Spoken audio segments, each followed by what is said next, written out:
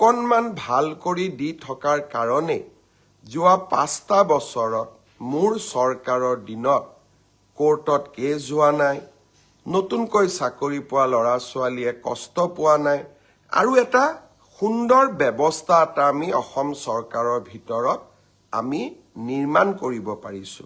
আৰু তাৰ ফলাফল আজি সকলোৱে লাভ কৰিছে। 1.5 লাখ নিযুক্তি এটাও কোৰ্টত কেছ নোহোৱাকৈ। ই সাধাৰণ প্ৰাপ্তি নহয়।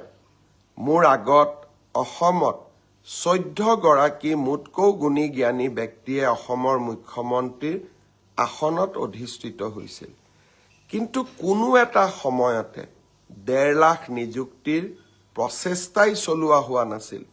অসমৰ দৰে ৰাজ্যৰ বাবে ই সপোনৰো অগোচৰ আছিলে। আজি আমি তাক বাস্তৱত ৰূপায়িত কৰিব পাৰিছো। সপোন লগা কথাবিলাক আজি আমি বাস্তৱত প্ৰয়োগ কৰিব পাৰিছো, সফল হ'ব পাৰিছো।